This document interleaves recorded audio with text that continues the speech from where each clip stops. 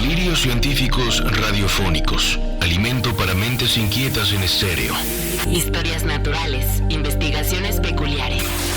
Descubrimientos sorprendentes. Narraciones desde las fronteras del saber colectivo que le ponen sabor a la semana.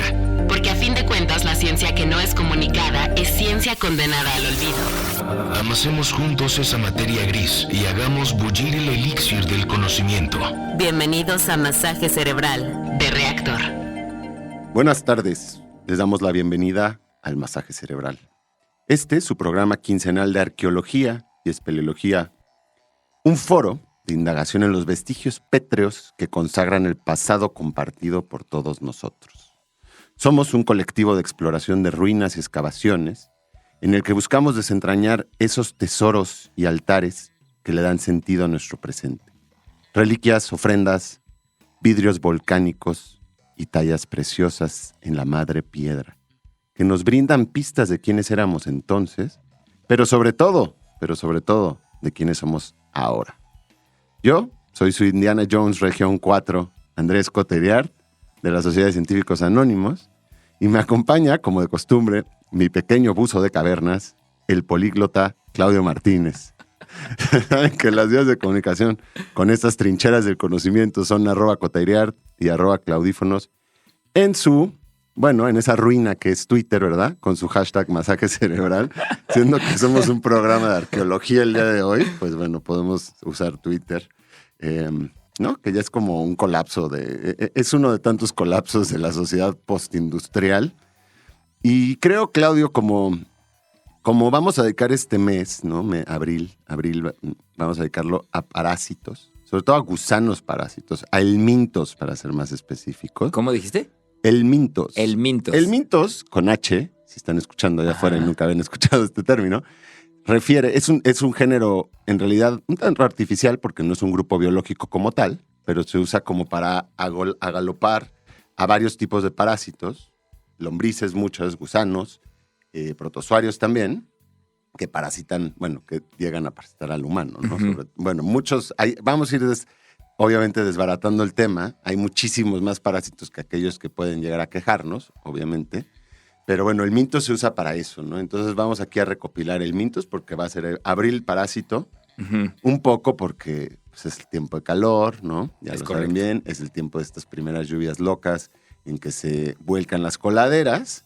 Es el tiempo adecuado para que ustedes contraigan una de estas lombrices y tengan esa experiencia y nadie se los cuente, ¿no? Dicen que hay que tener toda experiencia en carne propia, ¿no? De preferencia, así, de primera fuente, para que no les digan y no les cuenten. ¡Qué horror! Y como tal, No, en realidad no es cierto, ¿eh? Estamos aquí jugando libremente. Pero bueno, para que no tengan que tenerla ustedes, eso sí, acá, del lado de la ciencia, pues ya saben que también nos gusta probar las cosas, experimentarlas, ¿no? Y así poderles decir, pues, de viva fuente, de primera fuente, de viva voz, lo que se siente. Entonces, si te parece, Claudio, vamos a empezar abril de parásitos, uh-huh. Con una... Bueno, vamos a decir que esta historia la titulo Mi gusano y yo, ¿no? Pensando como en aquellos famosos títulos de la literatura. Mi gusano y yo.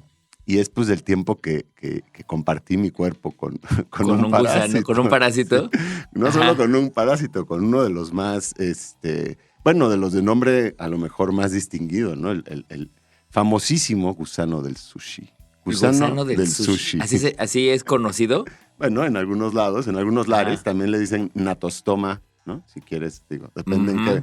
en qué barrios te frecuentes. Pero déjame contarles, entonces, que todo esto empezó con una roncha, ¿no? Como suele Ajá. pasar con este tipo de, invasiones a nuestro cuerpo. Uh-huh. La primera reacción que yo percaté fue un día una roncha aquí en la barriga, digamos, entre el ombligo y las costillas, más uh-huh. o menos en medio. Y era algo así como una luneta, piensa, un uh-huh. poco rosada, ¿no? Un piquete. Ajá. No de mosco, era evidente que mosco que no era, ¿no? Ajá. Pero bueno, en un principio yo, pues como buen mexicano, como buen ciudadano de la Ciudad de México, que tenemos una gran fauna de insectos, uh-huh. pues dije, a lo mejor una chinche, ¿no? Ajá. Puede ser que una araña. Una araña, tal vez, ajá. Entonces decidí, pues, ignorarlo, ¿no? Ajá. Prestar atención a otros temas más urgentes. Y bueno, a los 2-3 días de eso, la roncha, en vez de haber cedido, como suele ser el caso, había crecido.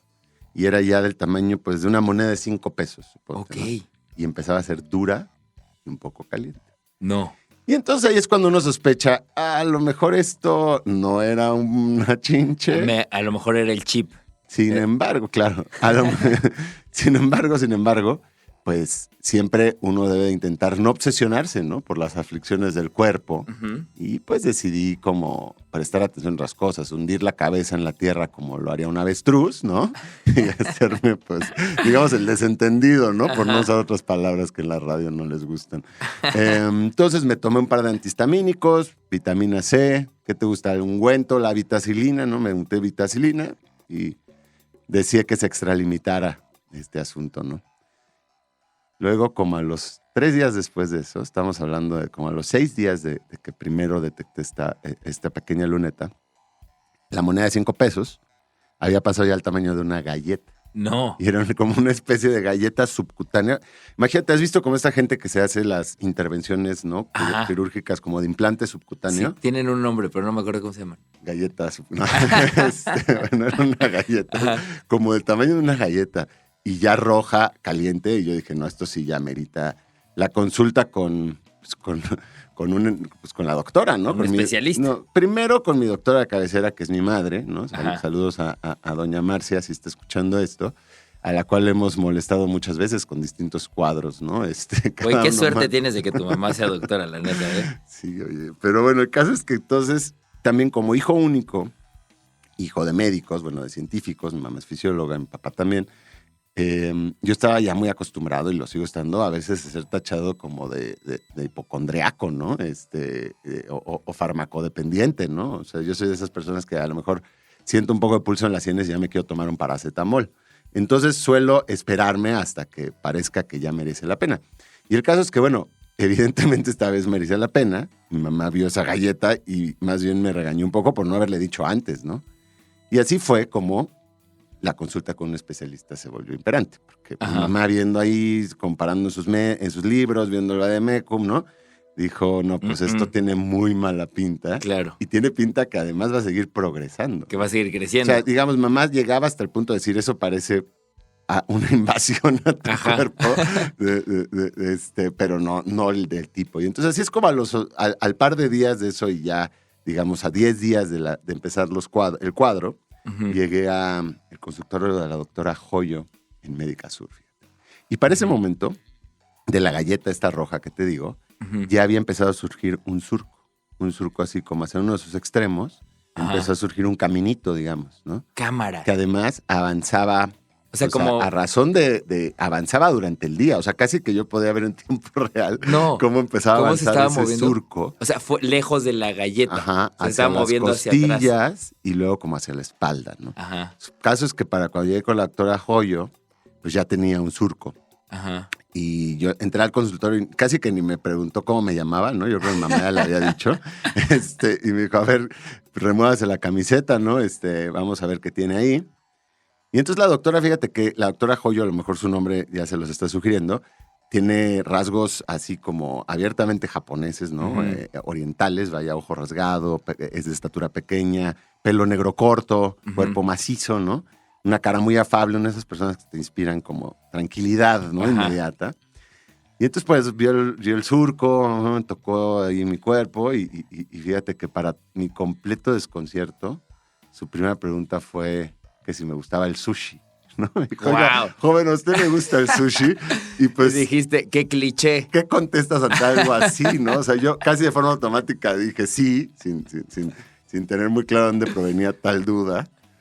Pensé en algún momento que quizá era su manera de entablar conversación, ¿no? Pues bueno, las dermatólogas tendrán su forma normal de entablar conversación. Vamos a generar confianza. O que me iba a recomendar algún restaurante, ¿no? Digamos que su ascendencia era obvia, entonces pues a lo mejor el restaurante nuevo de algún primo o prima. Y entonces estaba como en esas dudas y de pronto ella me interrumpió y me dijo, oiga, ¿y también le gusta comer ceviche? Imagínate, entonces me agarró así como en curva. Y bueno, yo teniendo parentela sinaloense, pues claro, asentí tan enfáticamente como lo hubiera hecho cualquier otro sinaloense adicto al aguachile, ¿no? Y entonces me dijo la doctora, ¿qué tan seguido consume usted pescado crudo? Y esto fue lo que me, o sea, como que yo dije, bueno, cada que puedo, ¿no? O sea, estamos de acuerdo, sí, marisco, sushi, obviamente, cada que se puede. Ajá. Y entonces, pero luego me quedé pensando y dije, pero técnicamente, pues el ceviche está cocido en limón, ¿no? Uh-huh. Y ahí, eso va a ser la pregunta que le vamos a dejar a Claudio aquí para su primer corte. El limón elimina algunos tipos de contaminantes en la comida, pensemos bacterias, parásitos, hay una pista aquí, ¿no? Pero sí o no, tenemos esa noción aquí en México, ¿no? No, pues el limón ahí mata mata el bicho. Sí, el limón, hombre, ya con eso. Eso, pues ahí tírenos lo que ustedes opinan, ya saben, @claudífonos, @coteriar, #masaje cerebral. Vamos y volvemos. Historias naturales, investigaciones peculiares, descubrimientos sorprendentes, masaje cerebral. Estamos de vuelta en el masaje cerebral.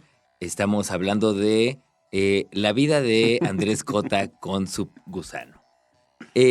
Nos preguntó antes del corte que si ustedes no escucharon la anécdota de Van Llegandito, resulta que Andrés Cota tuvo ahí un implante subdérmico de un ser vivo aparentemente. Hasta ahorita vamos en eso. Le preguntaron en la dermatóloga que si había comido pescado crudo con mucha frecuencia últimamente, y de ahí se derivó la pregunta de si el limón mata ciertas bacterias o parásitos. Yo recuerdo mucho una campaña de hace centurias, ajá, de cuando decían el limón no mata la bacteria del cólera. Ah. Porque creo que mucha gente tendía a creer, ¿no? O a tener esa como referencia de sabiduría popular, que si le ponías limón a las cosas ya con eso, ¿no? Uh-huh. Entonces el cólera empezó a ser un problema grave de salud a nivel nacional, y entonces correcto, se dieron tinta de que mucha gente creía que el limón mataba la bacteria del cólera. Correcto. No mata la bacteria del cólera. No sé si hay algo que mate el limón. No le vería tampoco como la lógica, ¿no? Como que la posibilidad. Entiendo que puede hacer algo con ciertos alimentos, como hacerlos esta cocción con limón, ¿no? Como a la carne tártara, como al ceviche, correcto, ¿no? Que le da otra textura, pero no sé si eso lo haga más higiénico. Bueno, digamos que cambia el pH, ¿no? Uh-huh. Y al cambiar el pH, pues va a haber una serie de organismos que sean, digamos, frágiles, ¿no? Que reaccionen o que quieran vivir en un pH muy específico, pues que a lo mejor, ¿no? Como jugos gástricos también, uh-huh, matarán cosas, ¿no? Pero no es un abanico muy amplio, ¿no? Uh-huh. Y también, claro, desnaturaliza, o sea, lo que sí cambia es ese cambio de textura y de sabores, es porque cambian las proteínas, ¿no? O sea, sí hay un enriquecimiento, vaya, uh-huh, a lo mejor nutricional, te da vitaminas también, ajá, pero no mata parásitos, no mata muchas bacterias. Pero vamos poco a poco, ¿no? Entonces, digamos que yo me quedé en ese momento en que la doctora sonrió, o sea, yo le dije como, ay, pero el limón mata, pero el limón desinfecta, ¿no? Y la doctora recuerdo que hizo una sonrisa así como una mueca, pues, un tanto condescendiente, ¿no? Ajá. Un tanto, pues, haciendo evidente que yo era un completo iluso y que se ve que había encontrado esa situación varias veces antes en su práctica profesional. Y entonces nada más como me dio la cabeza me dijo, no, pues, joven, lo que usted tiene ahí es un clásico cuadro de gusano del sushi o natostoma. Ajá. Ahora bien, Claudio, suele pensarse que el diagnóstico trae consigo una dosis de alivio inmediato, ¿no? Porque reduce las múltiples posibilidades, ajá, a una, y pues sabemos aquí, nos queda claro que batallar con la incertidumbre es de lo que más trabajo nos cuesta a los humanos. Uh-huh. Claro. Pero te voy a decir que cuando te dicen que lo que tienes dentro de ti es un gusano, ¿no? Y que ese surco rojo que estaba atravesando mis costillas no era otra cosa más que su túnel de metro personal, ¿no? A través de mis tejidos. Créeme que no te da demasiado consuelo. Se me pone, ¿no?, la piel chinita de escuchar eso. Entonces, bueno, natostoma, para quien no lo haya escuchado antes, se escribe con G, natostoma, es el género, Natostoma sp. Hay muchas especies de natostoma, todos son gusanos parasíticos, y algunas especies, pues, a veces terminan dentro del humano, ¿no? Uh-huh. De hecho, al gusano del sushi se le dice como nombre genérico a un par de especies, ¿no? No siempre es la misma especie. Ahora les voy a contar su ciclo de vida porque es una locura, pero quedámonos tantito con la doctora porque fíjense que aunque yo me sentí completamente perturbado por esto, ¿no? Usurpado desde adentro, habitado, vaya, me dijo la doctora que, pues, que de alguna manera había corrido con suerte. Y yo dije, ¿qué? No, ¿cómo que con suerte? Y es Claro, como eres un caso veces, en un millón. No, sí, también. Pero, no, como esas veces que te dicen como de, ay, bueno, te asaltaron, pues qué mala onda. Ah, pero no te hicieron nada. Entonces, tuviste suerte, ¿verdad? Ya.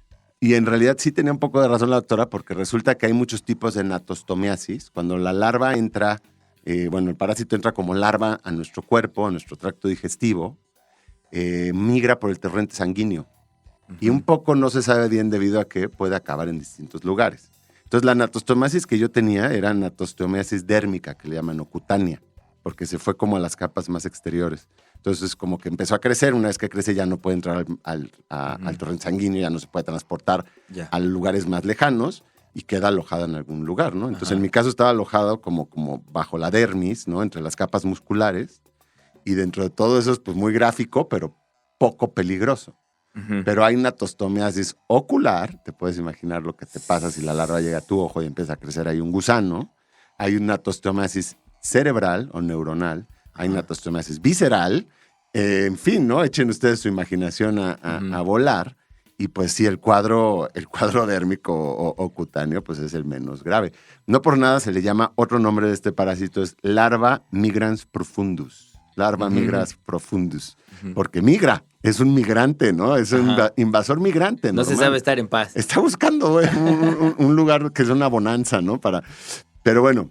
Oye, pero a ver, Larva migrans profundus. Piensa, eso es como, ahí se los dejo, es como título para un poemario, ¿no? Alguien que escuche que escriba poemas. Y ese gusano, si no se te hubiera detectado o no te hubiera importado y hubiera seguido pensando que era una luneta, podría haber seguido viajando por debajo de tu piel. Desde luego. Saludos, Caifanes. Por ahí. ¿Y qué hace? ¿Está comiéndose el tejido mientras avanza? Diría un desde luego. Y desde luego que ustedes pueden buscar fotos de gente que no buscó atención médica a tiempo, que no pudo, porque realmente, pues, como todo parasitosis, depende de dónde estés y qué cultura. Es como cuando ves a estos que tienen elefantiasis, que es otro parásito, ¿no?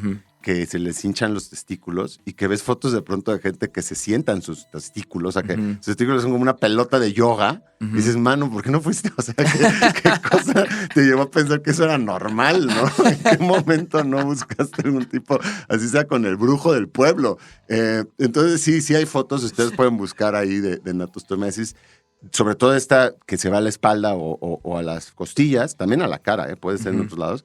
Y pues hay gente con unos surcos así que dejan ver que han estado muchas semanas, ¿no? Con su parásito dentro. Ahora, vamos hacia, si quieren, detalles del ciclo de vida, ¿no? Para que vayamos comprendiendo qué es lo que pasa aquí. Usualmente, al cuadro humano se le dice que es un hospedero casual. Porque los parásitos, sabrán, tienen luego ciclos de vida muy descabellados y involucra que vayan, digamos, invadiendo a distintos grupos de fauna, a distintos organismos, a lo largo de su vida. Dentro de cada organismo es que pueden hacer su salto de metamorfosis de un estadio al siguiente. Imagínate, este natostoma, para que lo empecemos también a apreciar, ¿no? Y a darle su lugar, para llegar a reproducirse, para llegar al lugar que él desea para reproducirse, que es el tracto digestivo de felinos o caninos, digamos, en el caso de esta especie en específico. Antes de eso, su vida empieza en el agua. Entonces, este pequeño natostoma nace en el agua, eclosiona el huevo, y ahí es una larva de vida libre. Es el único momento de su vida que es de vida libre. Eso que, o sea, como tú y yo somos de vida libre, pues, o creemos, ¿no? Y esta pequeña larvita nada ahí en el río, en el lago, que esté en el agua dulce, es de agua dulce, hasta que logra invadir a un pequeño copépodo, ¿no? Un crustáceo chiquito de agua dulce, que ya es un primer paso, ¿no? Pero lo logra invadir, digamos. Dentro de ese copépodo, lo que tiene que lograr es llegar a una rana o a un pez. Solo en la rana o en el pez es que va a poder dar su siguiente salto, ¿no? Y salir a su segundo estadio larvario. O sea, imagínate, ¿eh? Okay. Y luego necesita invadir a un animal de tierra. O sea, esta pequeño natostoma necesita hacer un periplo como de la Odisea, en que empieza la vida en un medio acuático, y luego a través de estar dentro de animales, de una serie de animales como caballos de Troya, ir logrando correr a través de la cadena alimenticia y luego llegar a un animal terrestre, a un vertebrado terrestre, ¿no? Ajá. O sea, es difícil, ¿no? Ok, Por eso ajá. muchos parásitos, y ahí pueden checar nuestro programa de parásitos que controlan la mente, ¿no? Ujú. Tuvimos un masaje cerebral al respecto, pues han desarrollado estas habilidades sorprendentes de manipulación mental, porque entonces manipulando a su hospedero, ¿no? Así se Ujú. dice, ¿no? A quien da morada a estos parásitos, logran que sea más probable que se lo coma el siguiente organismo, básicamente. O sea, mejoran sus probabilidades de supervivencia, ¿no? Ahora bien, entonces esto es lo que se conoce como hospederos intermediarios, toda esta serie. Ujú. Y luego tienes el hospedero definitivo, que es el único sitio en el que se puede reproducir del mundo. Si no llega al tracto digestivo de felinos o caninos, no se puede reproducir y se acabó su vida. Ajá. Dentro de los felinos y caninos hace una cosa ya más también gráfica, si quieren, que es que genera tumores. Y dentro de esos tumores es que se da como sus fiestas de reproducción, ¿no? O sea, y de ahí salen los huevos, se liberan los huevos con las excretas de felinos y caninos, y vuelven a entrar al agua y se cierra el ciclo, ¿no? Ya se pueden dar una idea. Ahora bien, no tiene que ser directo este ciclo. Puedes tener hospederos intermediarios distintos. O sea, imagínate que a la rana o al pez, en vez de comérselo directamente el gato, o bueno, un felino, se lo come un pájaro, un águila, se la come, o una serpiente.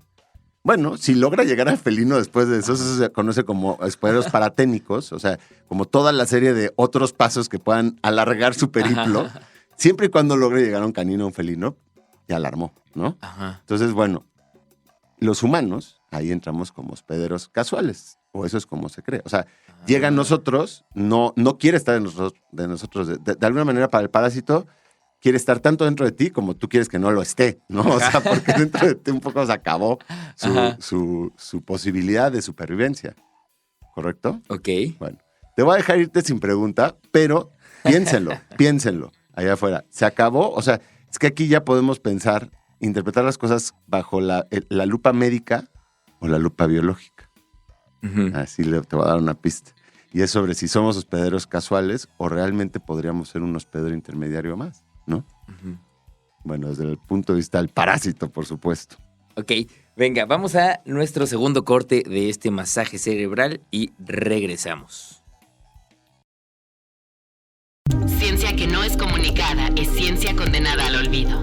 Esto es Masaje Cerebral. Qué bueno que no le cambiaron o si acaban de llegar. Estamos aquí hablando de parásitos, de gusano del sushi, Natostoma, y sobre todo de mi gusano y yo, porque yo albergué por una época, soy hijo único, sí, pero por una época tuve un hermano, ¿no? Tuve un gemelo anatómico en mi interior, un doble amorfo que pues le dio por migrar por mi cuerpo, porque este gusano del que estamos hablando tiene esa virtud, es un migrante. Y entonces estaba alojado, digamos, en mis costillas, en mi espalda, y mientras avanzaba iba lacerando mi cuerpo, ¿no? Dejando un surco rojo, mucha picazón, se podrán imaginar, cierto ardor, incomodidad, vaya. Y entonces estábamos en que los hospederos, la serie de pasos que tiene que invadir el parásito, ¿no? La serie de cuerpos para completar su ciclo de vida. Y dentro de ese ciclo de vida, hoy en día, ¿no? Con el desarrollo desenfrenado, moderno y tecnológico, y el completo desapego que tenemos hacia lo que realmente somos, que somos primates, ¿no? Somos changos, nos parece que somos hospederos casuales. Es como, no, pues acabó dentro de ti, pues quién sabe, pues por lo que comes, ¿no? Ujú. Pero el parásito no quiere estar dentro de ti. Desde el punto de vista médico es cierto, o sea, el parásito dentro de ti, y esa era tu pregunta hace rato, si no buscas atención médica, este parásito en particular en algún momento muere, pero puede vivir varios meses, ¿no? Ujú. Dentro de ti, porque realmente dentro de ti no se puede reproducir, no tiene su alimento ideal, o sea, Ajá. sí va ahí como agarrando pedazos de tejido, pero Ajá. no es donde quisiera estar, vaya. Tú estás sobreviviendo como un indigente, ¿no? Ajá. Un invertebrado, comiendo indigente cartón. migrante, Ajá. y pues eventualmente perece. Lo que pasa es que son varios meses y los invito a tener algo muy grande en su espalda durante varios No, meses. qué horror. ¿no? Qué horror. Pero bueno, aquí es nada más una reflexión biológica y volvemos después al bicho, que es que se nos olvida que, bueno, somos animales y como tales ocupamos una rama más del árbol de la vida. Y en nuestra historia evolutiva, de hecho, en la mayor parte de nuestra historia, muchas veces juzgamos quiénes somos como especie por los últimos 100, 200 años. Pero eso no es nada, eso ha sido 2 o 3 generaciones, ¿no? Si lo pensamos en tiempo más largo, 300,000 años, bueno, la mayoría del tiempo que hemos existido como especie pues hemos figurado como parte del menú de felinos y caninos, ¿no? Claro. O sea, de hecho, todavía hoy en día en la India, en África y bueno, cada vez menos en Latinoamérica porque cada vez hay menos felinos grandes, pero sigue siendo común que haya en el orden de las decenas de personas depredadas por felinos todavía. Entonces imagínate que eres el parásito y estás dentro de una persona y te come un tigre, pues ya le hiciste. O sea, fue el humano, por muy importante que se sienta, solo fue un hospedero intermediario más, ¿no? O sea, entonces, bueno, no olviden eso, no olviden que hay que tener modestia evolutiva y saber que somos parte del sistema natural y ya. Pero bueno, volviendo al parásito en cuestión, fíjate que le llaman gusano del sushi, obviamente, porque sobre todo es una enfermedad que históricamente se conoce en el área oriental del mundo, en Japón, Corea del Sur, China, Vietnam. La anatostomiasis, si bien no es frecuente, no es común, ¿no? Tampoco es rara. También por eso la doctora Hoyo, que japonesa claramente, pues sonrió porque yo creo que cada vez veía más casos aquí. Ya. Pero aquí nos agarraba como novedad, ¿no? Entonces se considera como una enfermedad, la anatostomiasis, como una enfermedad endémica de estas naciones orientales, que si lo piensan, pues que tienen en común que comen pescado crudo. Claro. ¿No? En México, fíjate, México, Perú, Ecuador, se consideran nuevos focos rojos. O sea, es una enfermedad emergente. Por el sushi. Que nos une, pues bueno, no solo el sushi, el ceviche, ¿no? Digo, el ceviche, porque perdón, el limón ceviche. no mata al gusano. Sí, entonces se considera una enfermedad emergente desde hace un par de décadas. Y cuando decimos emergente es que se le empieza a prestar atención, se empiezan a registrar casos. Y es clarísimo que hay un franco subregistro, porque tú imagínate que tienes natostoma en Poza Rica, Veracruz, ¿no? Y a lo mejor hasta vas a la clínica y no lo identifican. O sea, probablemente hay muchos más casos de los que se registran, es lo que quiero decir. Ahora bien, aquí está todo el meollo del asunto para que no empiecen a tener miedo de comer sushi. Me encanta la idea de que ahorita si están escuchando esto en vivo, a lo mejor están comiendo, ¿no? En una marisquería y se están llevando a la boca ese pedazo de aguachile. No se preocupen con el aguachile porque el camarón no es vector. Solo es el pescado, como decíamos, o la rana. Y no hay ceviche de rana todavía, ¿no? A lo mejor en algún lugar de la Roma Norte ya se les está ocurriendo esa cosa hipster. Solo es en pescado. Comida, ya estaba yo como en la comida fusión. Pescados y anfibios. De agua dulce. Aquí está el punto importante a recalcar. Agua dulce. La mayoría de sushis, de la oferta gastronómica japonesa, como solía ser la de los mariscos mexicanos, suelen ser pescados de mar. Y entonces ya ahí no hay problema y se pueden desolvidar. Se pueden olvidar del gusano del sushi, del natostoma, se pueden preocupar por otros. Pero bueno. La cosa aquí es que de un tiempo acá, si lo piensan, esto ya es más terreno especulativo, pero me parece que hace bastante lógica. Si ustedes que están escuchando son parasitólogos, ¿no? ¿Se dedican a hacer esto? Por favor, díganos qué opinan. Que es que yo veo que hay una clara correlación entre el aumento de casos de natostomasis en México y en Latinoamérica y el posicionamiento de ciertos pescados industrializados de agua dulce, es decir, tilapia, ¿no? Sobre todo tilapia, vamos a decir, pero bueno, todos estos que ahora venden como basa oriental, tilapia, blanco del Nilo, ¿no? O sea, que le ponen luego nombres así en el súper. Incluso, bueno, lo que ahora llaman mojarra, que ya mojarra es un nombre medio genérico y a veces era un pez marino la mojarra, pero ahora se refiere a uno de agua dulce, que se cultivan, ¿no? El gran problema de Xochimilco y de tantos otros cuerpos de agua dulce en México que se introdujeron estas especies para hacer pesquerías. Bueno, estas especies sí te pueden pasar el natostoma. Y si ustedes empiezan a preguntar en la marisquería de confianza, ahí no lo esconden, ahí abiertamente dicen, no, sí es ceviche de tilapia. Y entonces ya las cosas cambian. En el sushi, lo que pasa es que muchas veces te dan gato por liebre, ¿no? Este famoso dicho de gato por liebre, en el mundo del pescado aplica muy bien porque se sustituyen los tipos de pescado. O sea, te dicen esto es marlin. Te dan tilapia por salmón. Exactamente. Esto es marlin, el 95% de las veces no es marlin. Y esto se ha estudiado, por ahí les vamos a dejar ahorita el estudio que hizo Oceana, de gato por liebre, en que estudió en México, en la Ciudad de México y en otros lados de la República, qué tan sustituidos están los pescados. Entonces tú vas encontrando robalo 50%, dorado, depende de la época del año, pero hasta 50%, marlin 95%, o sea, un montón de especies que a lo mejor nunca has probado, Claudio, ¿no? O sea, tú y yo nunca hemos comido mar. Bueno, yo sí, porque soy de Sinaloa y quiero pensar que... Misma razón. Pero fíjense que es curioso porque esta treta, digamos, porque al final es pues sí, digamos que es un fraude, ¿no? Venderte... eso que, ¿no? Te vendo este pedazo dorado y en realidad es una tilapia, es un fraude porque el precio del mercado no es que suceda muchas veces en los restaurantes, a veces el sushero no tiene nada que ver, ¿no?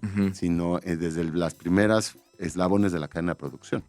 Pues por eso ahí también esa insistencia de la gente que vive en las costas, pero también un poco basado en la realidad, que los mariscos son mejores y es mejor solo comerlos en las costas, ¿no? O sea, todo mucho del producto que llega a la central de abastos, a la viga y demás. Ya está, ¿no? Ya puede estar sustituido ahí. Exacto. Sí. O el consejo es compren su pescado completo.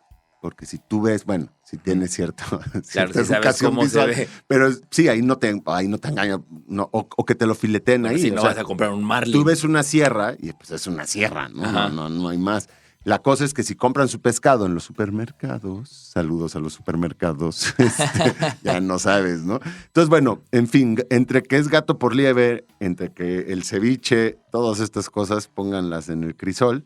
El caso es que yo ya tenía el gusano dentro, ¿no? Y estaba ahí con la doctora diciendo, diablos, ese rollo que me comí de la mega, ¿no? O sea, cuando la doctora me explicaba todo esto, decía, pues sí, te comes un rollito, o sea, te compras un rollo ya preparado en la barra de un supermercado.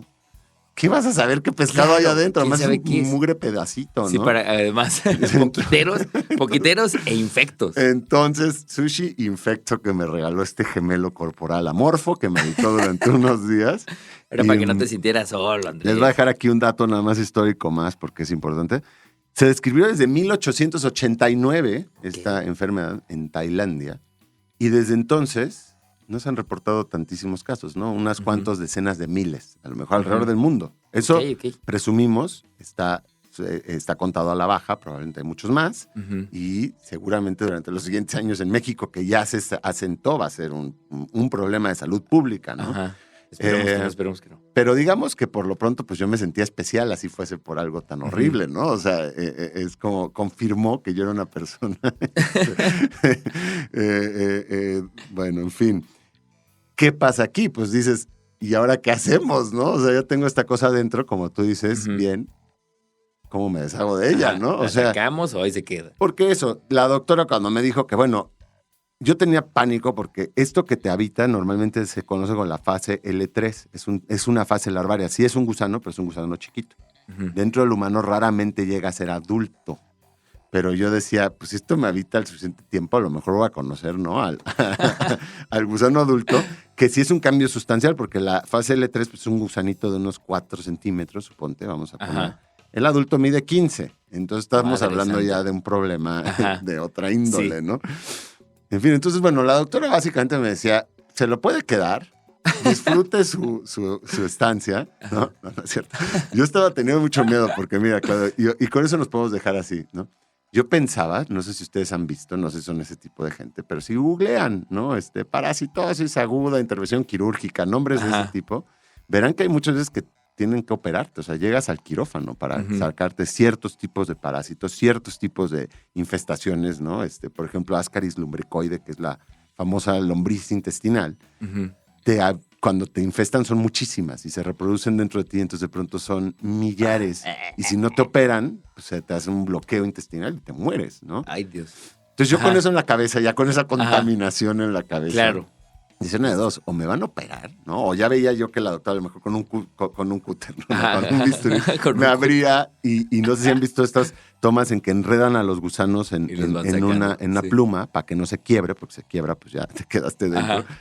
O eso, o pensaba, pues voy a tener que tomar antiparasitario durante 3 semanas, ya sabes, que te barre la flora intestinal, que no puedes beber porque tiene el efecto antabús, que se cruza.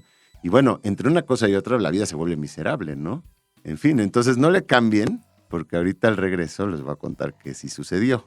¿no? Buenísimo, estamos aquí escuchando el masaje cerebral hoy en una versión muy biográfica de El gusano de Andrés Cota. No se muevan, vamos y volvemos. Estás escuchando Masaje Cerebral de Reactor. Estamos de vuelta en el último bloque de este masaje cerebral, un masaje cerebral de gusanos, de parásitos. Andrés Cota nos ha estado contando con mucho mayor información que solo su experiencia, cómo le fue con este inquilino que no pagaba renta, Exacto. ¿no? Este natostoma que decidió quedarse un ratito dentro del cuerpo de Cota y que tuvo a bien preguntarle a su jefecita, que resulta ser médica, y le dijo, ¿sabes qué? Vamos con una dermatóloga. Y la dermatóloga muy atinadamente le dijo, traes el gusano del sushi. Es correcto, Claudio.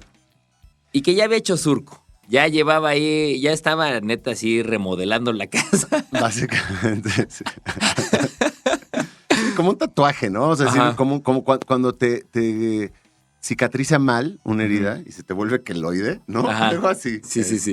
Pero en tiempo real. ¿No? O sea, ¿Eso no dejó marca a la posteridad? ya no las tengo, porque ¿No? estamos hablando de un marco temporal. Ya tiene más de una década de esto. Ajá. ¿no? O sea, por eso yo creo que ahora los números han de estar mucho más altos. Si ustedes quieren más información, ¿no? No, eso sí, importante. Si quieren más información técnica o sospechan que tienen natostoma o quieren el teléfono de la doctora Joyo o demás, escríbanos a científicosanónimos@gmail y ya saben que ahí les puedo mandar papers, ¿no? O sea, porque hay, pues, todo lo que comentamos aquí no es así gratuitamente, ¿no? Está sostenido en investigaciones.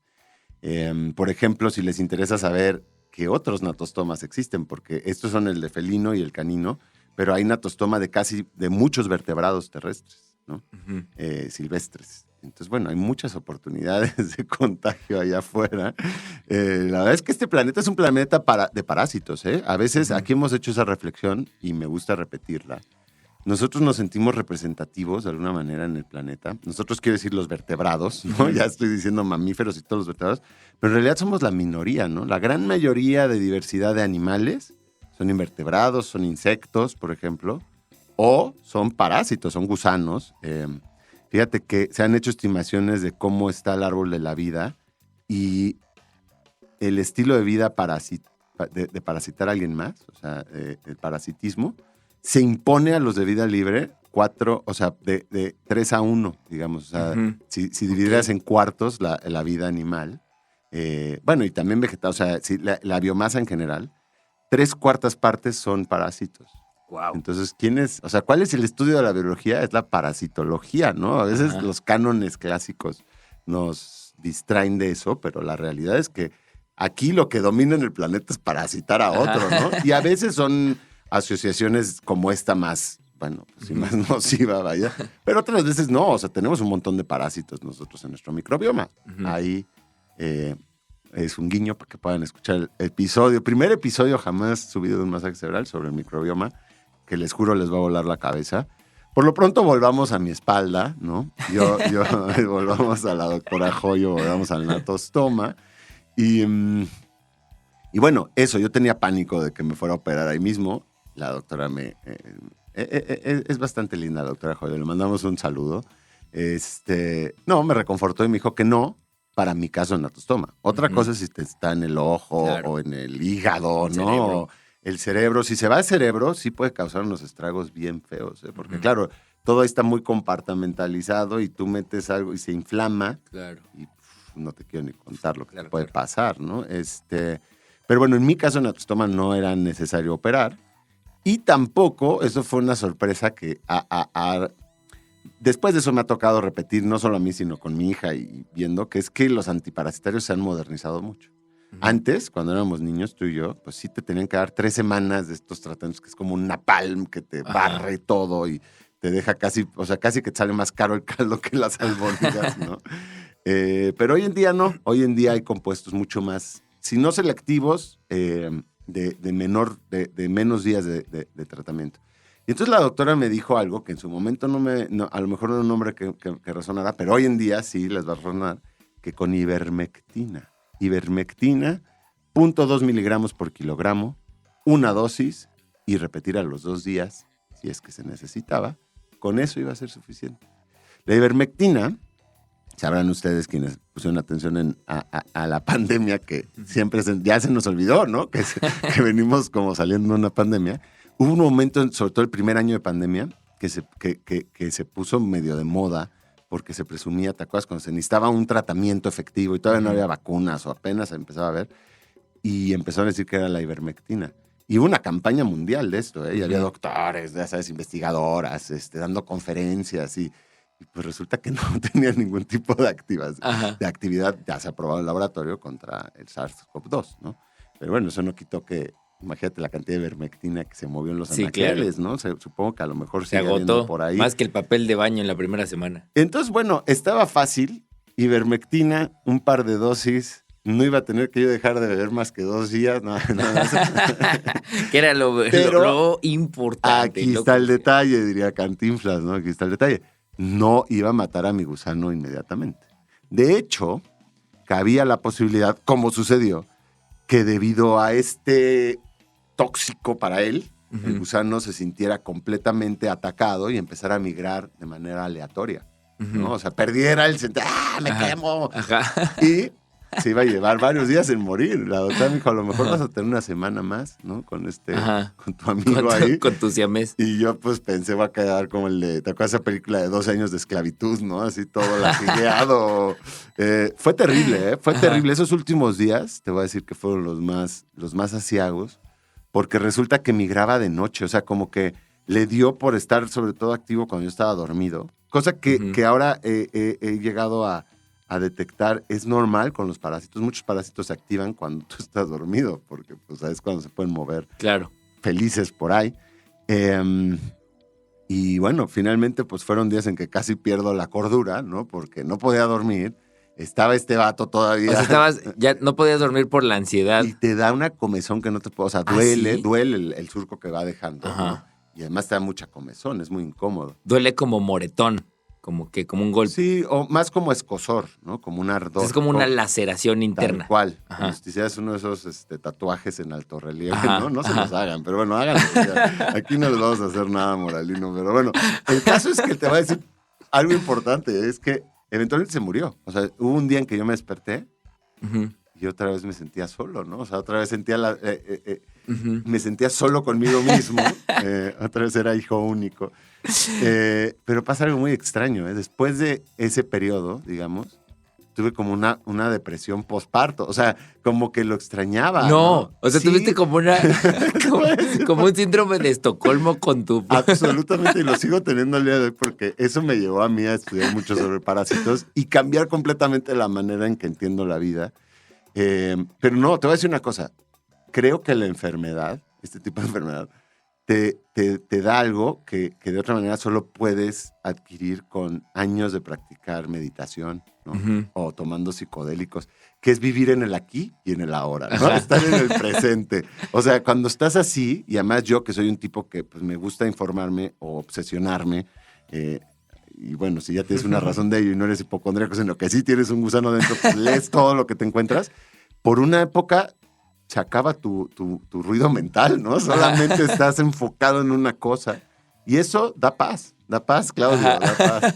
Oye, bueno, espérate. Antes de que yo siga aquí diciendo lo que no debo, no.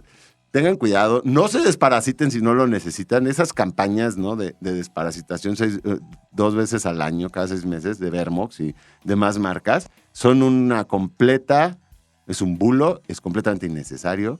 Solamente hay que tomarlos en caso de que tengas un diagnóstico que corrobore que tienes un parásito. Porque si no, solo te haces más daño que el que, ¿no? Te barres tu flora intestinal. Me gustaría dejarles aquí así 3 invitaciones a próximos eventos de la Sociedad de Científicos Anónimos. Venga. Si ustedes están escuchando esto en Guadalajara, el 18 de abril, yo voy a estar allá en el Café del ITESO, que es el café científico más antiguo de México.